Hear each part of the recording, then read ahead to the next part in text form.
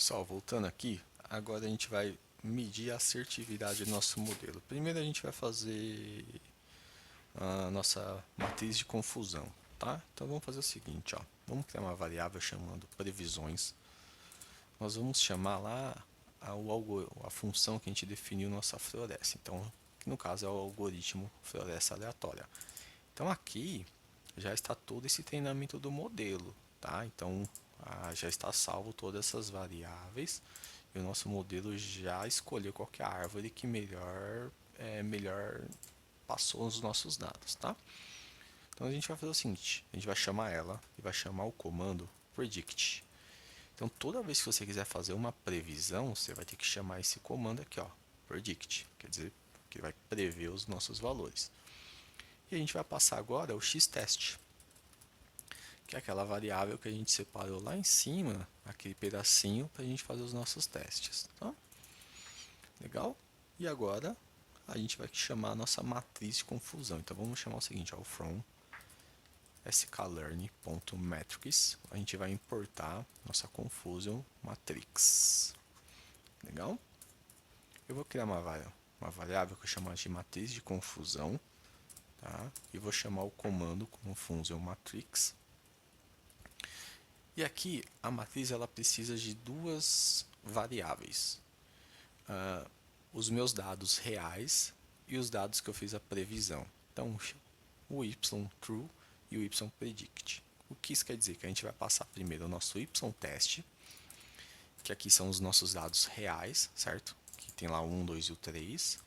E nós vamos passar nossas previsões, que são os valores que nós acabamos de fazer a previsão, que é essa daqui, certo? Que é o x-teste. Beleza? A gente pode dar um print nela aqui, né? Nossa matriz de confusão. Só que aqui eu vou te ensinar um jeito bem legal da gente visualizar essa matriz, ó. Vamos fazer o seguinte, vamos chamar o PLT figure, que eu estou criando uma figura. Eu vou chamar o comando fig size, que eu vou definir uma dimensão de 10 por 5. Deixa eu ver se eu digitei corretamente. Não, fig size é junto, não é separado. Vou chamar o Cibor, vou chamar esse gráfico aqui, ó, o hatchmap. E vou passar os dados que nossa matriz de confusão vai gerar. E vou chamar o comando annotator para ele colocar os valores dentro do gráfico, tá? Se eu digitei tudo certo, vai acontecer. Vamos lá. Beleza, foi.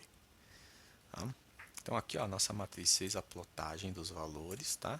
E eu coloquei ele num gráfico para ficar mais ilustrativo, tá? E aqui o que aconteceu? Né? A gente está tentando classificar três previsões, certo? O zero, aqui no caso, é quem não comprou, quem não usou o seguro. O 1 é quem pediu algum serviço. E o 2 é se ocorreu algum furto, certo? O cliente ligou e informou que ocorreu um furto. E como funciona a matriz? O que é zero e ele classificou como zero são 61. Ou seja, aqui ele acertou, né? Porque ele previu que o zero foi zero. Aqui, 2, nesse caso aqui desses dois, quer dizer o seguinte, que nos nossos dados era zero, só que ele classificou como 1, quer dizer que ele errou. A mesma coisa se aplica aqui para esse outro, que no caso ele classificou que isso aqui seria um furto, mas na verdade os nossos dados não foi um furto, o cliente não usou o seguro. Para melhor exemplificar isso, eu vou abrir aqui no Excel para vocês e a gente vai fazer rapidinho aqui. Então vamos fazer o seguinte, ó. Aqui são os nossos dados, que no caso seria o x-teste, o y-teste, tá? E as previsões é essa outra coluna. Então eu vou pegar tudo que é 1, que quer dizer que o cliente não usou, e ele foi classificado como 1 mesmo, que no caso aqui foi 61. Tá? Depois eu vou pegar tudo que nosso modelo classificou como serviço, que foi 2, e depois tudo que ele classificou como furto, que foi apenas 1. Depois eu vou trocar aqui, eu vou pegar as variáveis que nossos clientes eles pediram um serviço, vou pegar o que nosso modelo errou, que ele classificou como esse cliente não iria utilizar.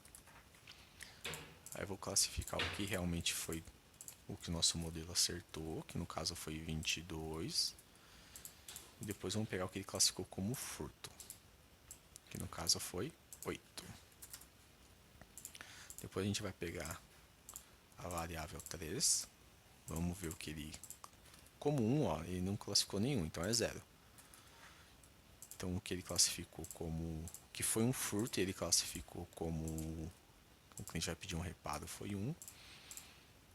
E o 3 vai ser 49, tá? Gente, eu vou preencher rapidinho só para vocês entenderem, tá? Só vamos conferir se eu não contabilizei perfeitinho, ó. 6121, 621, 6228 e 0149. Então eu repliquei o mesmo exemplo lá, tá? O que isso quer dizer, ó? O que foi nosso real não acionou, ó, o nosso modelo classificou 61 corretamente, tá?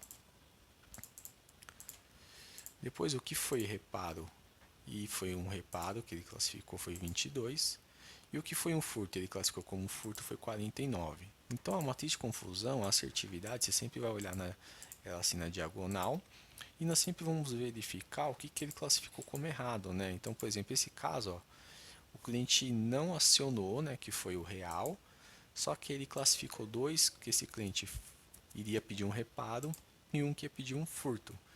Então, a gente consegue visualizar na matriz de confusão o quanto o nosso modelo está errando com base em outras variáveis que está tentando prever. Como a gente está trabalhando com 3 variáveis para fazer a classificação, é importante a gente sempre verificar isso, porque pode acontecer do nosso modelo não estar conseguindo classificar uma variável. Vou te dar um exemplo que ocorre às vezes.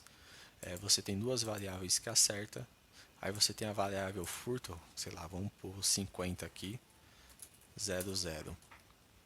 O que isso quer dizer? O seu modelo, por mais que ele desse uma assertividade aqui maior que 70%, no caso aqui ele daria próximo de 60 e pouquinho, o seu modelo não soube classificar um furto. Isso é ruim, porque o seu modelo ele sabe classificar quando o cliente não vai acionar e ele sabe classificar quando for um reparo. Mas quando for um furto, ele não vai saber classificar. Então você sempre tem que olhar a matriz de confusão e avaliar se está tendo uma divisão bem, assim, vamos dizer, linear na assertividade do seu modelo, tá? Então põe a matriz, olha e vê se está acertando ou não a divisão de todas as variáveis, tá? Aqui no nosso caso, onde ele mais dispersou foi no reparo, né? Se você for perceber, ó, que ele ficou quase meio a meio, né? Porque 6 mais 8, 14, 22, então ele dispersou na questão do reparo, né? Então, por exemplo, o que era reparo ele classificou como que o cliente não vai acionar, e o que é reparo o cliente ele classificou como furto, né? Então ele ficou quase aqui no meio a meio, tá? Espero que você tenha entendido a matriz de confusão, tá? Não é para confundir, né? O nome fala matriz de confusão, mas não é essa a intenção, é que você entenda como funciona, tá? E sempre aplica no seu modelo e sempre analisa as variáveis que está tentando classificar, tá? Ele não pode ter uma tendência muito forte em nenhuma nem em outra, tem que ser algo equilibrado, tá? Porque senão vai acontecer esses casos do seu modelo, ele tender a acertar mais um e não saber classificar o outro. Por mais que quando você fazer a acurácia de lá 70%, mas se o seu modelo não sabe classificar outras variáveis, quer dizer que você não teve uma boa performance, tá? Espero que você tenha entendido. E eu vou encerrar por aqui. Na próxima a gente vai fazer outro tipo de classificação aqui da nossa acurácia, tá bom? Então até daqui a pouco.